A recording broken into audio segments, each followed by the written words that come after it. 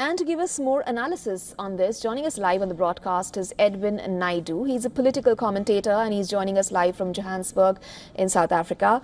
Welcome to the show. Good to have you with us. Now, Edwin, what do you really have to say about Trump's claim that South African government is confiscating land from certain classes? Good afternoon or good morning.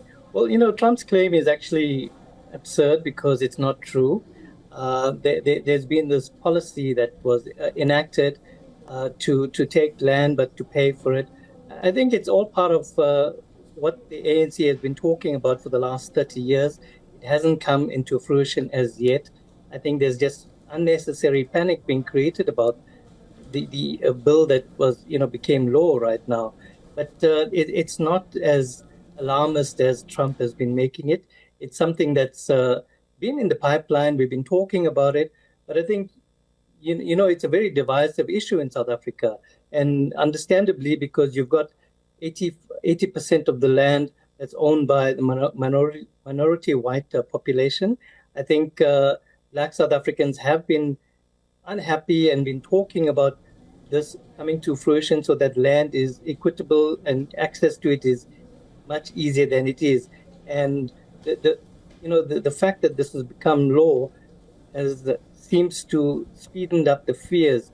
But I must say that it's very alarmist, especially with Trump and Elon Musk, for that matter, saying that people are having their land taken without compensation.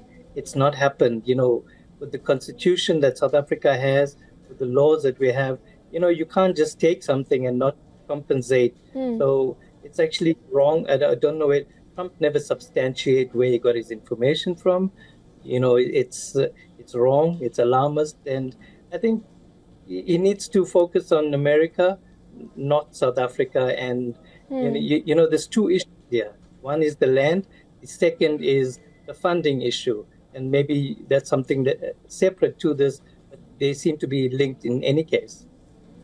Taking off from that, and for the sake of clarity of our viewers, can you explain what the land reforms aimed at redressing inequalities perpetrated during the apartheid era undertaken by Cyril Ramaphosa government are? Can you just explain it to us?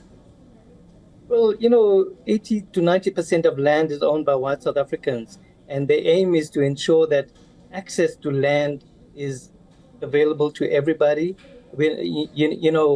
When you're talking about restitution, and this has been happening over the last 20 years, but in very limited forms where people have been compensated for land that was taken away from their families during apartheid. The aim now is to ensure that it's taken to a different, speed it up a bit more. People have equitable access to land. People can own land as well.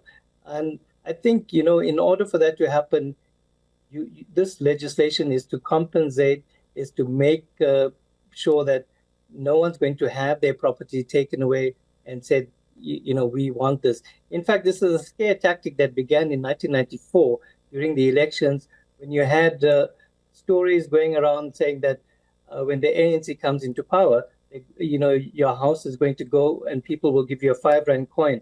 That did not happen. It was a scare story as what you're seeing now. So the law is to do it in a way that's, measured and, ensuring that there's no free for all. And I think what Trump suggests is that people are having their homes taken, people are having their land taken, but there's not one instance of that having taken place yet. The law is to ensure that land is made available, and if your land is taken, there's a process, and it's a long process. I don't think the law makes it to happen speedily. You've got it's an application, and there is a land commissioner that will decide. Fair point. I got your point. Why is Trump doing this? Why is the Trump administration accusing Ramaphosa government of anti-American agenda? Well, South Africa is a key ally within BRICS, and I think you've seen that BRICS influence is growing. A number of new countries are joining. South Africa does not support American stance on Israel, and we know where Trump stands on Israel. South Africa took Israel to the Hague, and got a judgment against what's happening, in terms of the genocide there. And I think South Africa is seen as a key ally of China as well. So definitely Trump is threatened. South Africa is hosting the presidency of the G20 for this whole year. We know that's a powerful grouping of foreign ministers, and you come together to decide on what's happening around the world.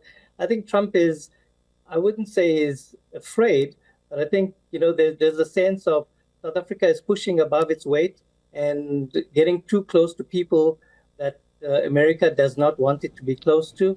I think it's influence. Okay, got your point there. Edwin Naidu, thank you so much for your analysis on joining us on the broadcast. Thank you. For all the latest news, download the WION app and subscribe to our YouTube channel.